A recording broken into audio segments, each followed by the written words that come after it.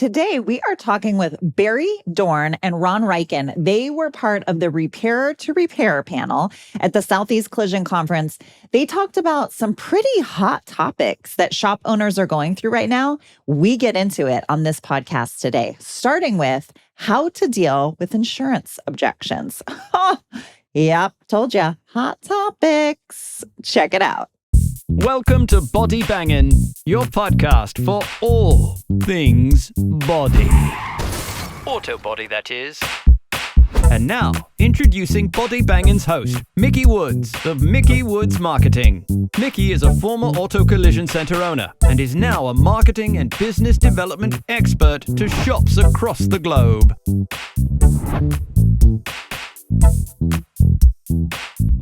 Hello, and welcome to today's episode of the Body Bangin' Podcast. We are still at the Southeast Collision Conference where we are talking with speakers, vendors, attendees, and more.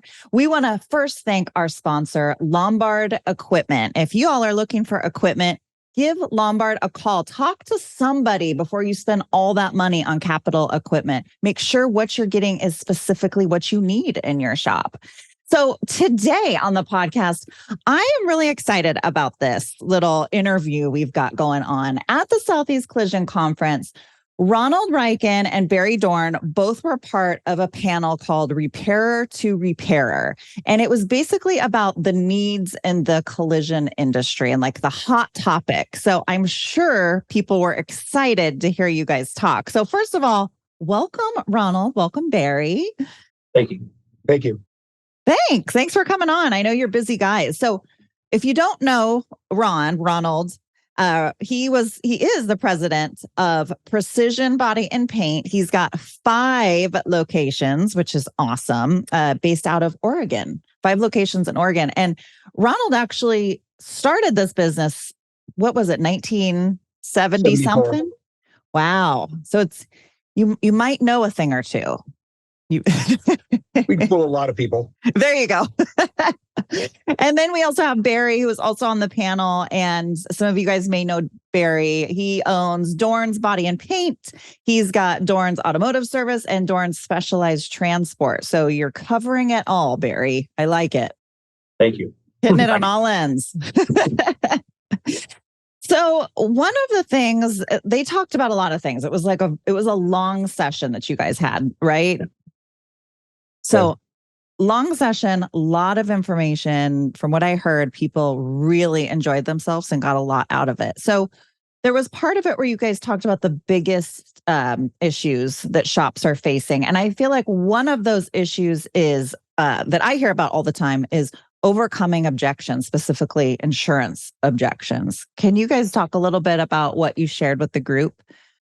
Well, I think, overcoming the objections, which, that's human nature. And I think our industry has evolved and gotten into the point where people just feel like our industry and the service that we provide is a negotiable product. And I think we need to understand that we need to get away from that. Insurance carriers don't negotiate their premiums. So why in the world would we negotiate our services, just to start with? But I love that. And I think most importantly is we're the experts, and we don't need to bloviate or be arrogant about it, but to qualify with your client, to help them and tool them. You didn't choose their insurance company. We use a phrase, I didn't get to pick the horse I have to ride. I didn't choose to save 15%. And a lot of times we just have to let them know, here's where you get to pay that 15% back. You've appreciated that savings for 5, 6, 7 years, whatever it was the last time you had a loss. But it starts prior to that, and it's setting the customer's expectation. And that expectation is subliminal, and it's also very obvious. So, it starts with your facility when they walk in. The presentation, are there flowers on the counter? Is the coffee fresh? Do the restrooms smell like the county fair restrooms, or do the mirrors sparkle? I mean, the reality of, are you going to be a professional? So if you act like a professional, you can demand that you are a professional, and that sets that whole rapport or enigma with that guest. Yes. Once you've established that, then you can qualify yourself, whether it's the plaques on the wall with your certifications, whether it's your iCar qualifications or whatever it might be. Maybe it's the way your parking lot is laid out and they see a lot of familiar vehicles that are similar to the vehicle that they drive there. All of these things pre-qualify you as the expert. And a lot of people forget about that subliminal message. Make sure that, your seating arrangements, your parking lot is striped, it's well lit. There's signage that gives you directions to the office. All those things. Does a receptionist stand up and greet you? All of those things that are necessary. Once you've established that, that's the beginning of overcoming those objections. And I'll let Barry tag off and talk a little bit more about that from there. Yeah, I love all of that, Ron. That was awesome. Yeah, and so Ron touched on that we are the professionals, and I think that's what most shops forget. We've been indoctrinized for years on that our opinion doesn't matter, but from a legal aspect, it is our opinion that matters. We are the ones who are trained, and we are the ones who actually perform it, and so and more so, we are the ones that have the legal liability if it goes. And I think that this is something that most shops forget. And so don't diminish your value to the equation. You've got to realize that, whether you're, a DRP or not a DRP is irrelevant in this case, but, that traditionally your agreement is with your customer, and your customer has an agreement with their carrier. You have no role in them. And unfortunately, and Ron said best a minute ago that we've always wanted as the repairers, we've always wanted to be that conduit and ease the blow to the consumer. And I think by and large that we all still do, but we have to realize there's a huge amount of limitations there that we can't force a carrier to do or not do anything. So what you can do to try and mitigate it as much as possible is provide the needed documentation. Ron and I still get blueprints across our desk that are just, I don't understand what it is they're doing myself, much less a carrier. So you have to make sure that you're pulling the OE procedures, and not only pulling it, but actually reading it and putting what is on there on your repair plan. Now, once you've done all that, once you've been fluid and you've been forthright, and then you still have objections, which is going to happen. It's not going to just end just because you provide some documentation. Right. But what has to happen is that if you believe in your product, if you believe in your people, then you need to stick with that. Why, to Ron's point, I can't pay a portion of my premium and say, hey, that's all you're getting. It doesn't work. That we use an analogy here that if I go to a convenience store and I have 10 things in my hand, but I've only got enough money for 6 of them, how many of those am I leaving with? And that's the same thing here. I don't know why we've just been indoctrinated for years to think that we can't do this or we can't do that. You have to make sound business choices if you want to be here next year.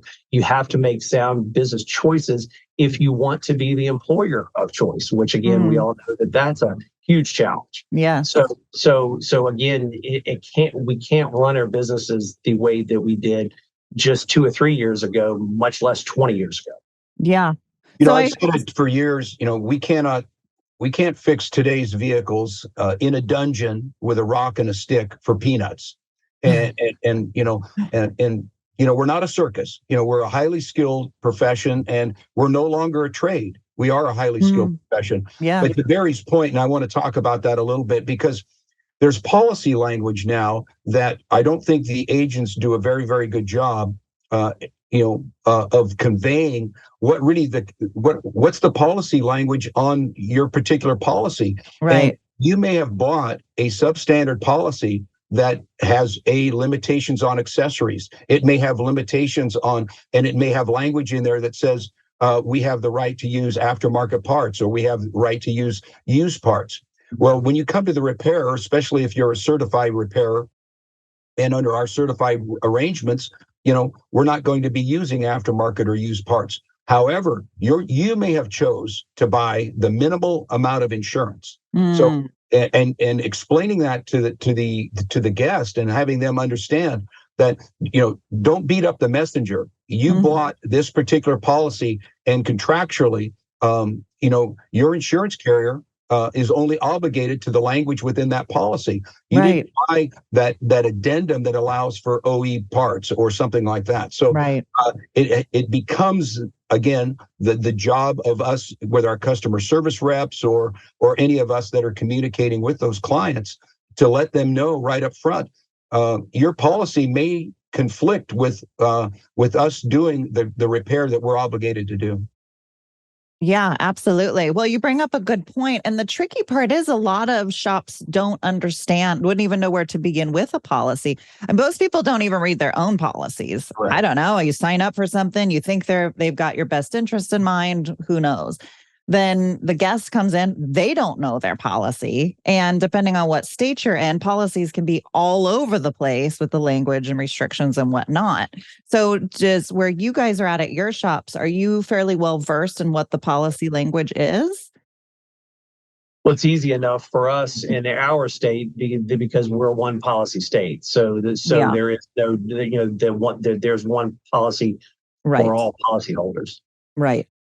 For us, it's different. There are multiple layers of policies. Obviously, you can pick, your deductible, a low deductible, a higher deductible. All those things drive premium costs. And then also, to what we just talked about, if you want the absolutely lowest policy in respect to just what the price is, there's going to be conditions within that policy. It might be on page 14, paragraph 7 in that ultra fine print. And your agent, when you go in and say, hey, I just got to get this policy price down, he's not going to get into the weeds. Right. And again, that's, shame on the customer. You've got to read what you bought. And humanoids don't typically do that. No, definitely not. They just see they got the lowest premium. I can live with that. And then I hope and never anticipate I'm going to have a loss. Right. But when we do, then we have to have this conversation. I'll deal with it later. When something comes up, I'll deal with it later. Okay, so it sounds like, Ron, you made a good point about being the authority. And being the authority is more than knowing your facts. It's about what you're presenting to the guests when they arrive. Like you said, with the parking lot, proper signage, flowers, how does it smell? Or you have a dusty dusty clipboard and a ratty pen, all of these things subconsciously come into the mind of any guest going to any business. So even more so because there's this perceived notion in a body shop that it's this like dusty, dirty, dingy, the perception of the community oftentimes doesn't know better. So this is our opportunity to be, if we are claiming that we're the professionals, our business needs to appear as such, or people need to act as such. So I think that's a really good point that often gets forgotten about because we're so busy doing the work that we do. Right. So I appreciate you saying that. And then Barry, also, to your point, knowing who you're responsible to, right? You are responsible to your customer. It's not the insurance company. You can work with the insurance company on their behalf, but it's really you and the insurance or you and your guest. And that's huge. A lot of shops forget that. Yeah, and we see that more and more. And I think that in today's world, with the way vehicles are built and how often they're changing, with vehicle platforms changing, that in some cases every 90 days, it's virtually impossible for us to keep, for any shop, much less a non-certified shop, to keep up with that and do the repair at the way that the OEM they required you to. So to Ron's point, explaining that there is a difference in what we're doing versus what someone else is doing, but they're just being candid that my costs are higher than someone who's not investing in themselves or investing in their businesses. And so therefore, the cost structure is going to be different. regardless of what kind of vehicle that you have. And I think that's the one thing that once you explain that to a client and you explain it in that way, because it varies, because there's sometimes that the consumer comes here first, and there's sometimes that they go to their carrier first. And if they go to their carrier, it's always centered around price. And the guest is always focused in on price because that's what they've been told. Right. And then when you change that around to, it's not focused in on price, it's focused around your family, your vehicle, your investment, and your safety. And then that starts to resonate with people, because the last thing that they want is to have an issue that could have been prevented. And so they listen to it. But if you don't explain it, to your point, Mick, if you just throw them a clipboard and yeah, here it is, and if you want me, call me. That's not going to be good for you going forward, because you're no different than anyone else. Right. And we make a point, and again, Barry's talked about it when we look at repair plans and that are provided by the bill payer, and they may have been created off of photos, which are grossly inaccurate. With no disrespect, but most people don't even know how to photograph and send us photos that give us any form of accuracy. Right. We've said this for years. Insurance, bill payers, they write estimates as an offer to settle a claim. Right? Yes. Collision centers write repair plans to repair that vehicle back to pre-loss condition. And that repair plan has very little similarity to an estimate. When you look at that in that respect, we have, unfortunately, repairers are tasked with educating the field adjusters, even though there's an absence of field adjusters now because of COVID and all of the the changes in how claims are processed. But repeatedly, and Barry will testify to this too, we have insurance people, bill payers, that don't know the difference between steel and aluminum. Yeah. And the difference in that repairability. They are so far removed from any level of education and training that we go through on a daily basis. And again, if setting us apart is because we are so diligent about the safety of not only the occupant, protecting their investment, but also the other motorists that are on that road, that if that repair fails, it might kill another family as well. But we also are protecting their investment. If it's a leased vehicle, they don't actually own that vehicle. And we have a responsibility back to that auto manufacturer that leased that vehicle. It's going to bring it back in after the end of that lease and resell that car to the secondary market. And the Shiba Hans, the lawsuit that took place in Texas a few years back was a failure of a repair that they didn't have any involvement in. That was done prior to them even owning that vehicle. But yet they were the recipients and almost lost their lives as a substandard repair because somebody didn't follow factory repair procedures. Yeah.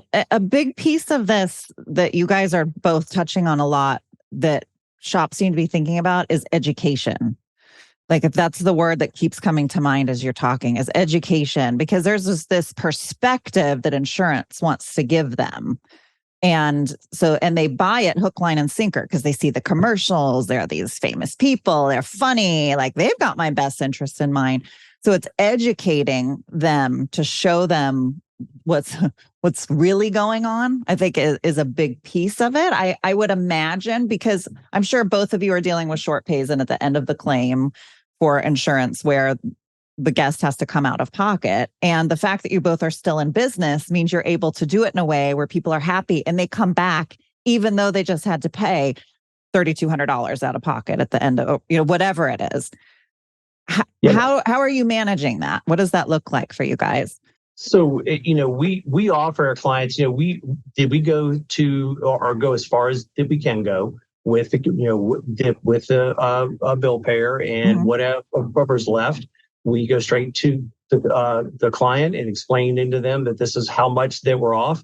Here are some suggestions on how to remedy this on your end, whether it's to call your agent, whether it's to call the carrier that yourself, whether it's to have the carrier come here and meet with you and us, so we can all talk about it and all be on the same page. and whether or not you want to take the legal route, or lastly, here we still offer them the ability, because written in the policy, to go through the appraisal clause. And again, that's not something that none of us look forward to, but unfortunately, we're not in the control of that. Right. I think that, again, to my point earlier, we've all tried to shield the customer from all this, and I think that is what I personally want to continue to do. But unfortunately, you can't, because it isn't your fight. And I think that once you go through that, it's amazing how often, with a few phone calls from the consumer and some follow-ups, how the issue simply goes away, meaning that the carrier pays it.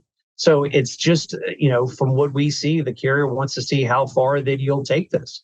And I'm not saying that I agree with it. I'm just saying that seems to be the MO of most carriers. That, how far can you go? And, once the process is over, we do explain to clients that there are carriers out there that will not do this, that do want to do the right thing, that do want to take care of their client. And we do give them a list of carriers that we have found work well. And again, we're not a DRP for no one, but we do find that there's some that work really well, and we do give them those, or give them that list. And we find that a lot of people switch carriers after that because of that. And I bet.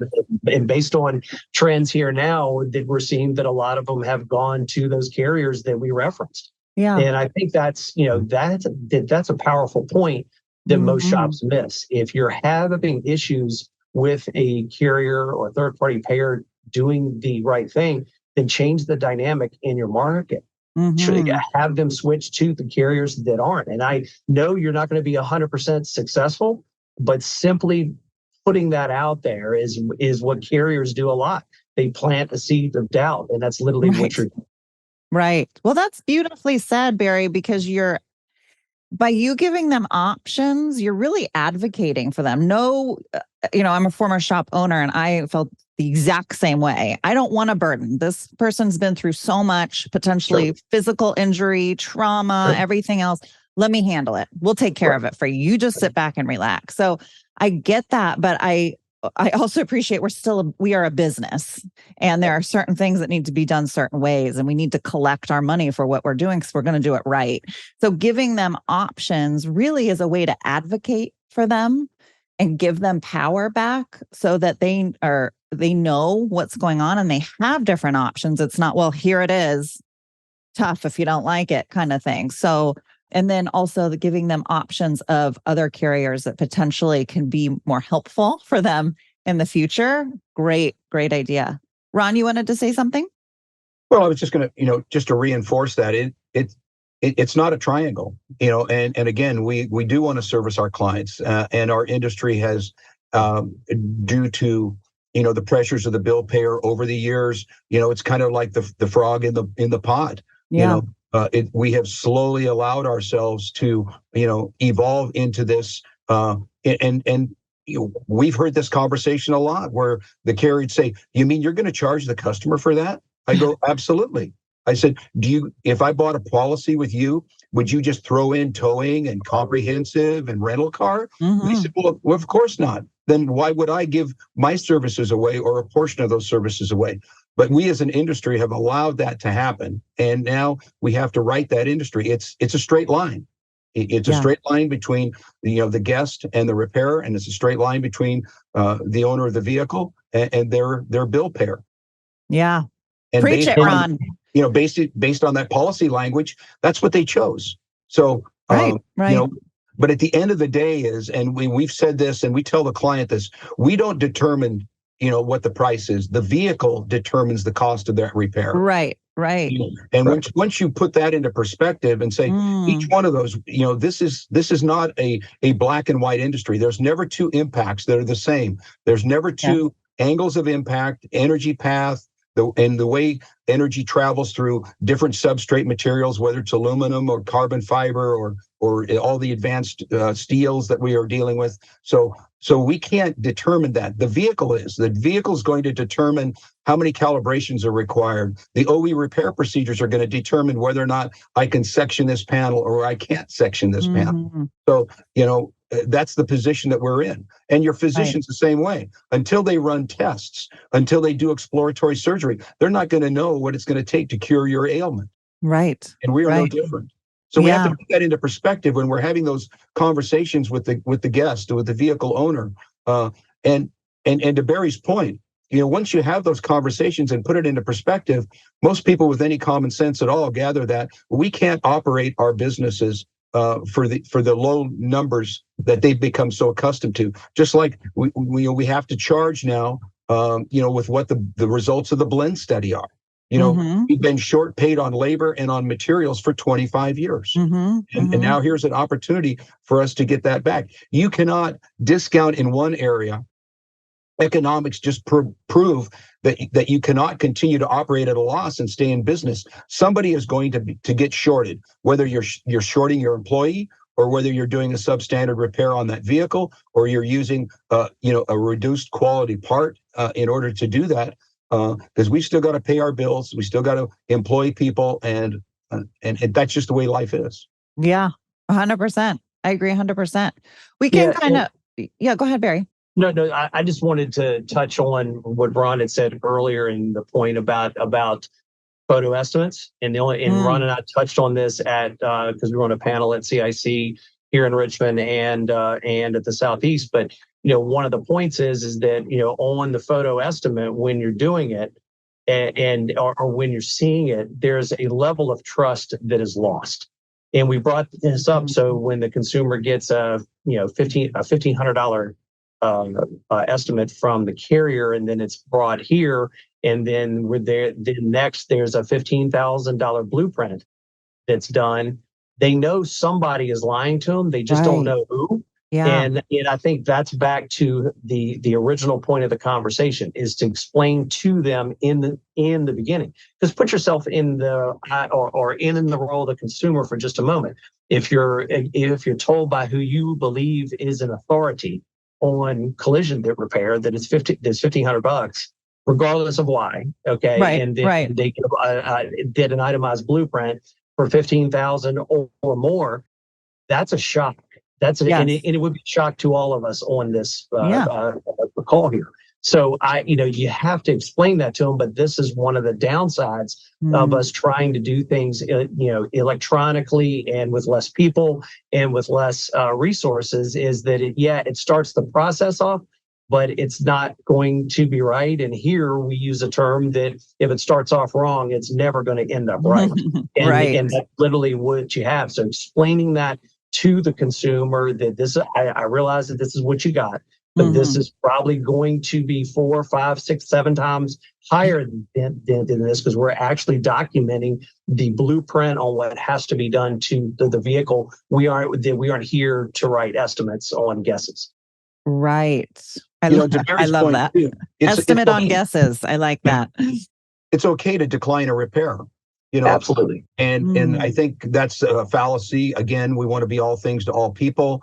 How can we figure out and how can we get Mrs. Smith's vehicle back on the road for her within the parameters of the financial, dollars that she has to work with? And sometimes you just have to say no. You just have to simply say, I'm going to have to decline this repair respectfully because, what you perceive or, and again, back to Barry's point, that level of trust.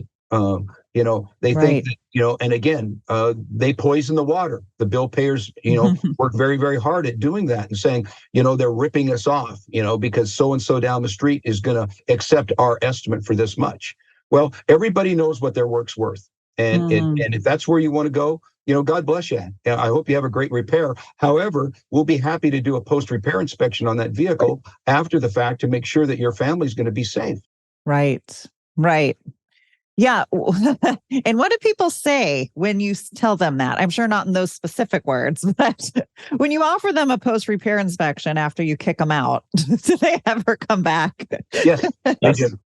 Yes. Far more than you would imagine. Yeah. from their aspect, very rarely do they leave after that, just because of the offering. But if they do, we have a fair amount that do come back, and they're in a lot of cases, I won't say all, but in most cases, they're shocked when they go back, and then they want us to repair it, which is another nightmare to begin with. Right. But again, there's some people that need to go down that path so that they learn from it. Right. Now, I know you guys talked about, and I want to be mindful of time, but this is so good, and I know people are loving it. I'm loving it. I'm sure there are the hot topic questions, like the biggest issues that shops are facing. Do you mind getting into another one of those besides this one that we just finished talking about? I'll kick that off. So above and beyond, we all know of the technician shortages. Okay, that's not anything new. That's been here a long time. It's just that I think most folks are starting to see it. Folks like Ron and I, we saw that 10, 15 years ago and started to build our own tech. So now we don't traditionally ever hire an experienced technician. We grow our own, just because then that way that they only know one way of doing things. Right. But above and beyond that, the main things that we see is the massive amount of training that we have to go through, which is a great thing up until the point when you're facing technician shortages and you have some technicians that are gone 6 to 12 weeks a year, excluding vacations and time off. And these are traditionally your more advanced technicians. Yeah. So not only are you missing what they produce, but they produce part sales, they produce the material sales, they produce paint sales, they produce a litany of things that you're not getting in that time frame, and these are your most productive people. So I'll start it off with my point on the massive amount of training that we have to do, we need to do, but there is an inherent cost above and beyond the monetary side. There is an inherent cost that comes along with that. There's a much larger benefit, but you have to realize that. And I think if you and your organization have a culture of learning where that is the goal, where you want to do it rather than you have to do it, I think you can manage that well. But from my aspect, that's a huge one. Right. And as we bring in, and similar to Barry's organization, when we bring in an entry-level person, we talk about, where do you see yourself in 5 years? Because we as an organization don't want to hire people that don't want to have a career path. Right. And we're going to demonstrate that within our organization, you have a lot of opportunities in that career path. You might decide to go into repair planning. You might be in parts procurement. You may you want to be an electronic diagnostic technician and do calibrations. You may want to do mechanical and suspension and alignment work or air conditioning. You may get into structural work on the collision side, or you may want to go into refinishing. You may even want to be part of logistics and drive tow truck or things like that. So, or customer service rep. If you are an outgoing people type person, that you have that particular part of your personality that you like to help people, then the customer service rep job. So pre-qualifying it, we as owners and managers have to look at ourselves as coaches. And I think what happens a lot is somebody comes in and says, I aspire to be this. And we as coaches say, well, maybe, you want to hike the ball, but really I think you do better at catching the ball. So I think it's our responsibility to tap them on the shoulder and say, I've noticed in the last few weeks, you really are very, very good at the computer. You're a great numbers person. I think maybe you ought to try working in our parts department. And sometimes they don't know what they don't know. Right. But back to Barry's point, people that have already worked in the industry at 10 other shops, they bring so many bad habits and so much baggage that by the time you try to undo that, the effort's not worth it. Yeah, it's interesting you guys talk about this. I recently have been talking with a lot of shops about finding writers, finding techs, whatnot. And everybody literally every single shop, and it's at least a dozen at this point, that I've had recent conversations with, they're looking for plug and go. They use that term. It's like almost all of them are like, Mickey, I need somebody that's just plug and go. And I'm like, do you not have people that are working up through the system? So it's really interesting to hear that you both have developed a culture, because I really think it's a culture of training up your people. Yeah. So for shops that are looking for the plug and go person, like you said, they bring with them a whole lot of issues. And I think that's part of the reason why there's constant cycling of these people through the shop, is they don't have the full buy-in. They don't really, they're not doing it the way that your shop does it. And they're having a hard time, it's like a square peg into a round hole. So where do you start for a shop that's like, I like the idea, where do I begin? You have to understand that you have to market to your people internally. We look at saying, well, I'm going to market outside my business. I'm going to, put T-shirts on the kids' softball team, and I'm going to go to the chamber meetings, and I'm going to do this, and I'm going to do that. That's all important. But what are you doing internally? If you're willing to pay a headhunter $1,000 or $2,000 to find you an employee, what's it worth to keep the one you have? Right. So what are you doing for a benefit package? Are you matching the 401k? Are you getting creative with maybe a 4-day work week or flexible hours for certain people? There's people that are morning people, and there's people that aren't morning people. So are you flexible with their hours? Maybe they have young children, and it's a 2-parent household, and one person goes to work early and one person goes to work late. So, building that culture, and Barry talked about that, it's important. Our employees spend more time with each other than they do at home. Right.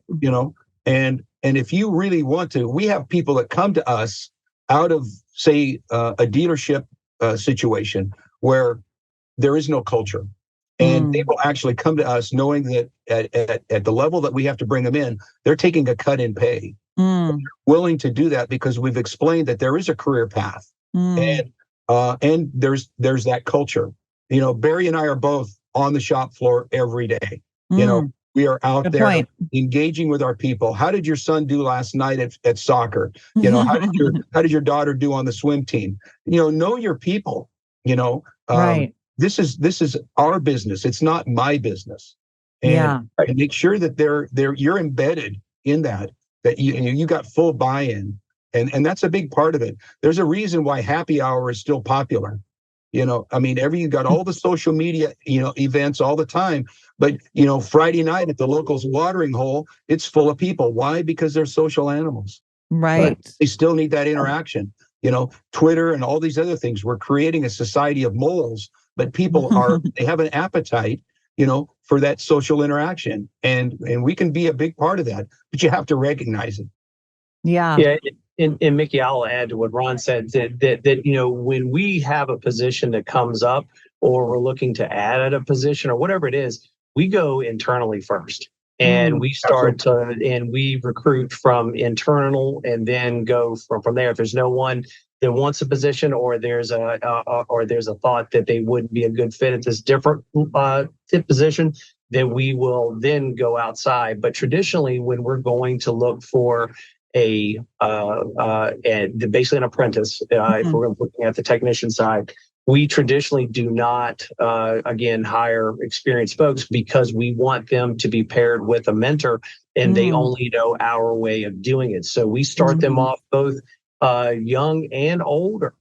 We just had an apprentice that started 2 weeks ago that's 28 years old. And so that would be kind of a little bit on the older end to start, but it was a good fit because we honestly don't go over skill set that much, as weird as that may sound. We go over their personality. Can they fit in culture? Can we fit in their culture? And will this be, as weird as it may sound, we view it as a marriage. We're going to date a few times, and then we're going to get married. Okay. So, but of course, the divorce is just as bad. So we don't want to set a relationship up that we know is going to fail. And the key point is their personality, is their attitude. If they are someone that has a good position, good attitude, we can train up the skill set. We aren't worried about that, because we aren't looking for someone tomorrow morning. We're looking for someone in 5 years. And so, our master level techs here are in their early 30s, then because they started here as apprentices, and they've honestly just worked their way up, and they're 32 years old. I've got a master Mercedes-Benz Elite Tech that's 26 years old. Oh my gosh. Exactly. I still say that. I still cannot believe it, but he is phenomenal.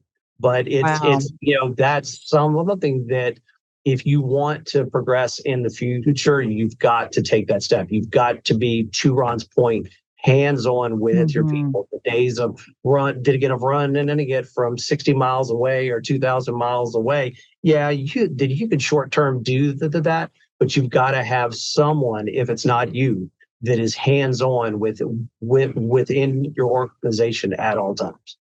Yeah.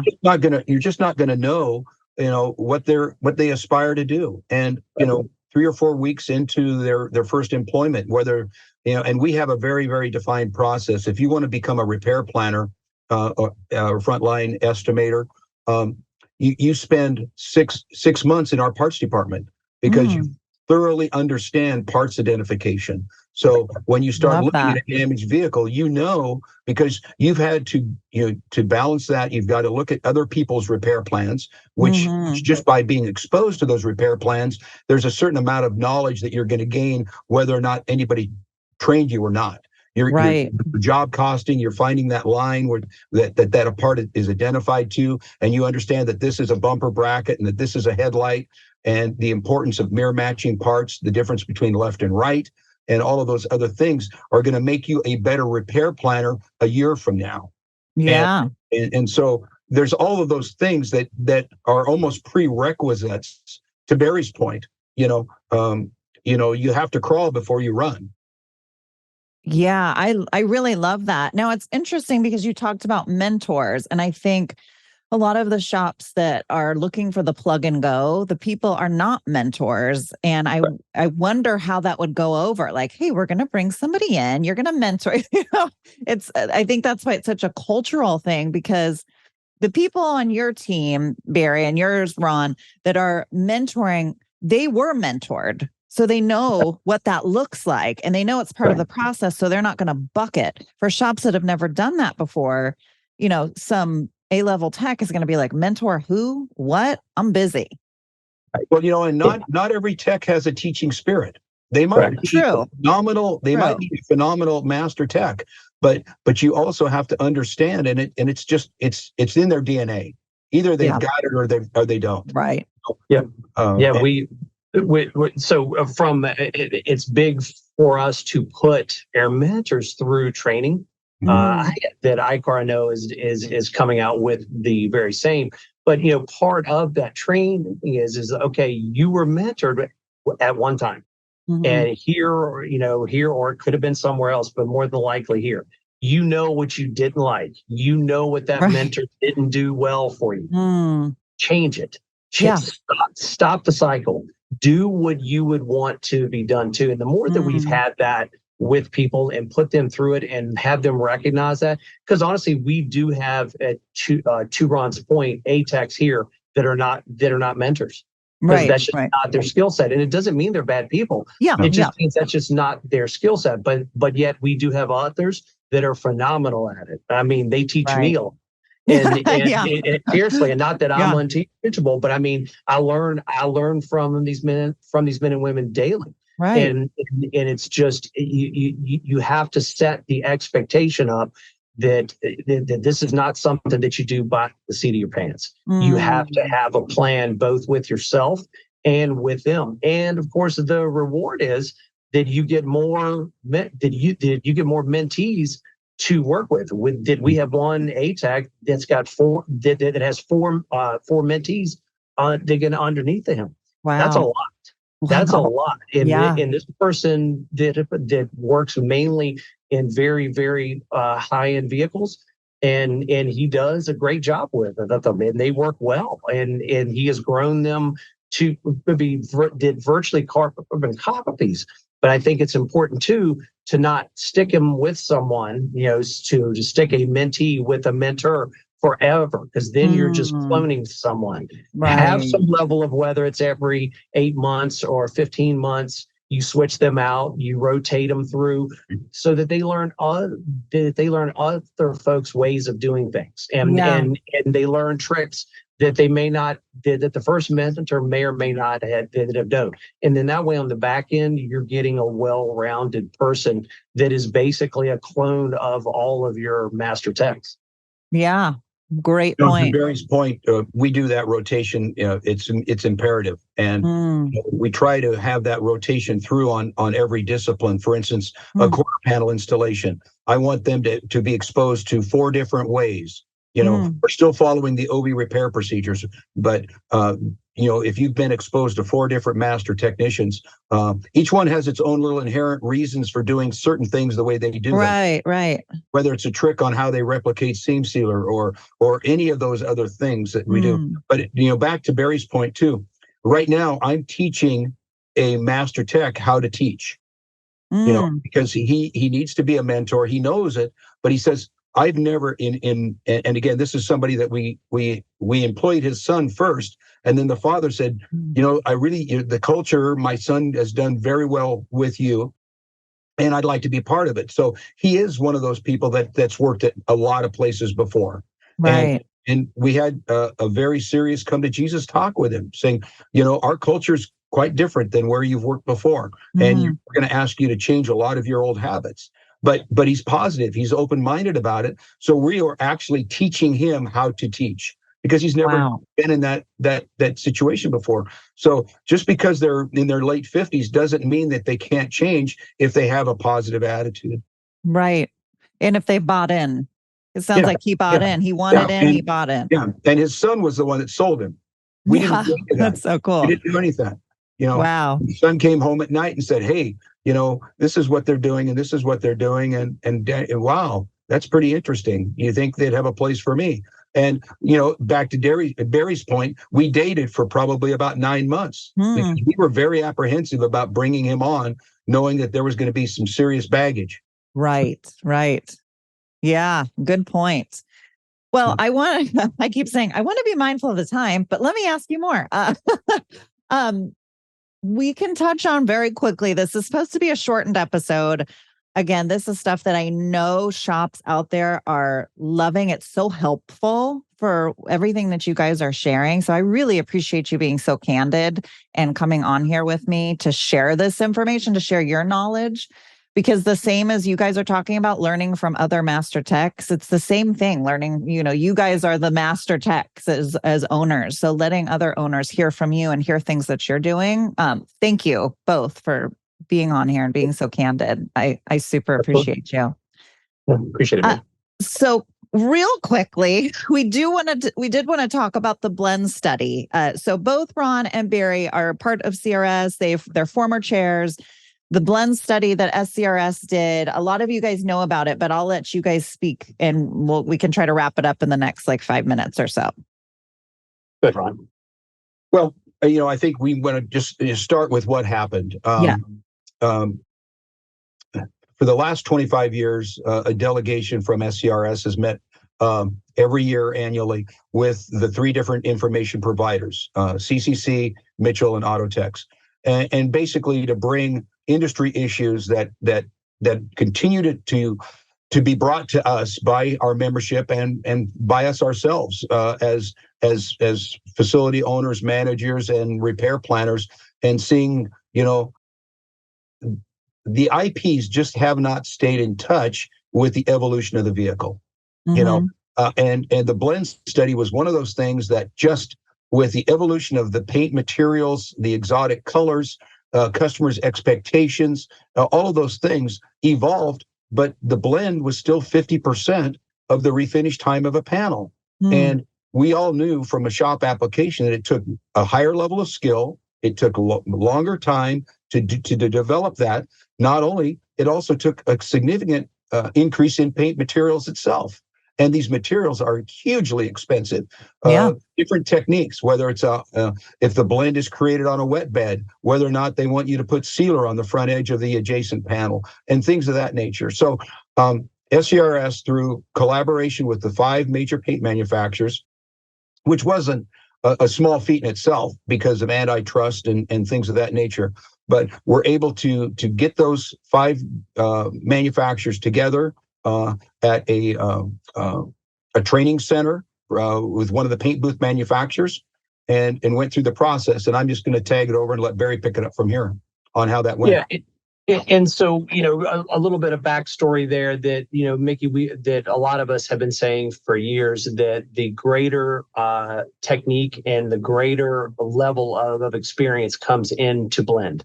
And I'm not saying we can pull just about anyone off the street just to paint a fender. It's not that's not right. what we're saying, but the higher level of expertise is in the blend. Yeah. And with the way that the OEMs want to sell vehicles, so they're willing to put whatever color they think is going to sell, and I don't blame them. Mm-hmm. But conversely, is that it makes the repair and creating the optical illusion much more difficult.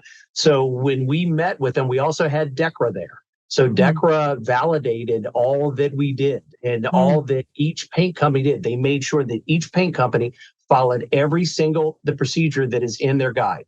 Okay. And we did it. And when we came out with the delta difference, then between full the refinish and a blend was 132%.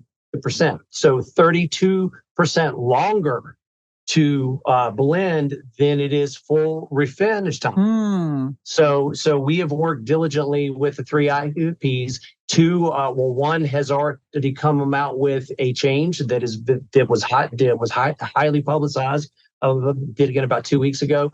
One is going to do one soon, and the third we are still in the process of educating them.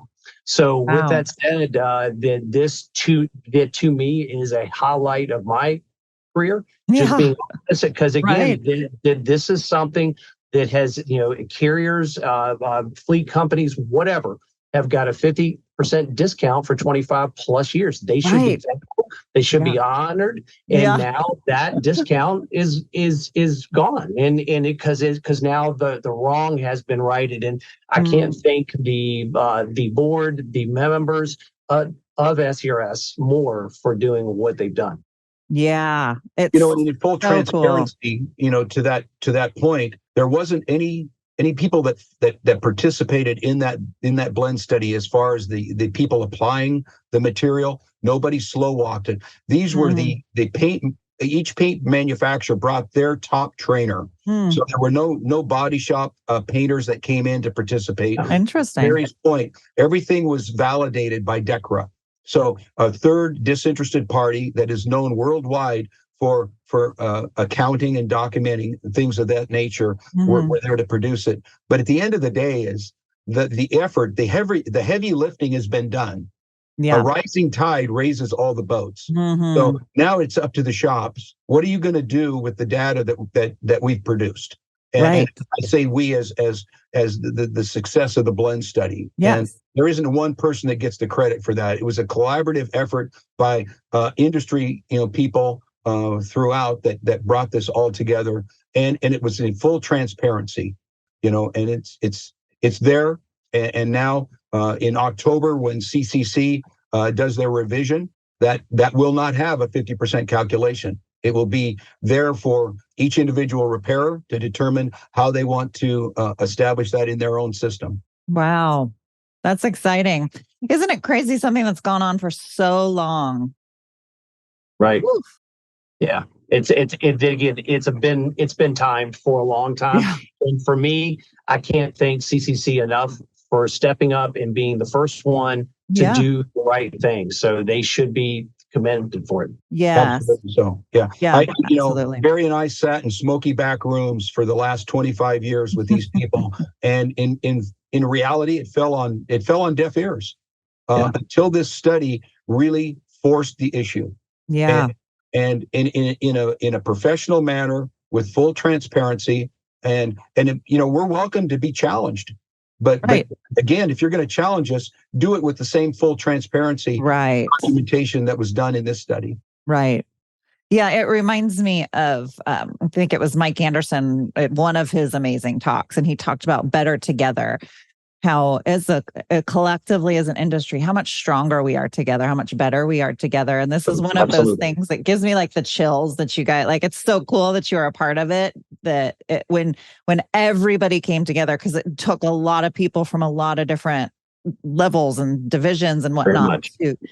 So it's really a cool thing. So kudos to you, but to really the whole SCRS team for really spearheading this. And then the paint companies coming on board. I mean, it's just super cool, super cool.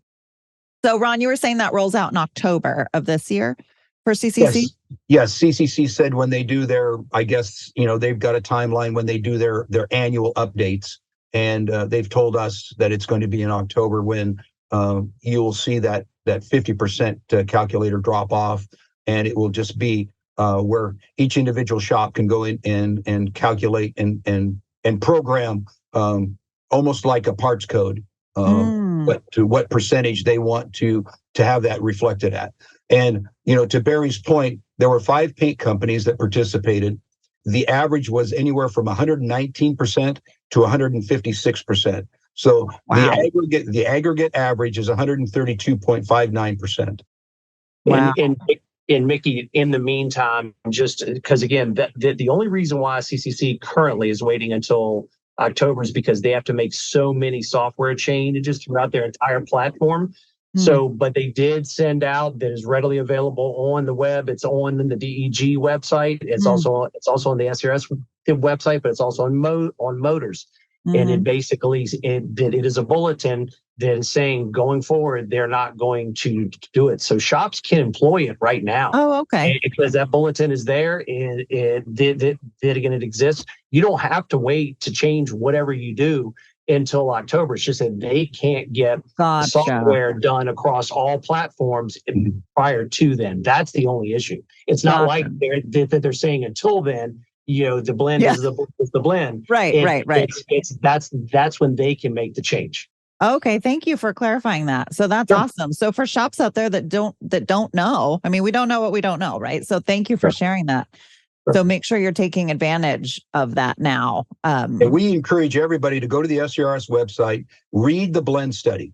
It's lengthy, but it's important data. So you're fully educated. And within our organization, we evoked that change the day that was public information. We went into our organization and made that change. So there's, you don't have to wait. You run your business. You're the master of your ship.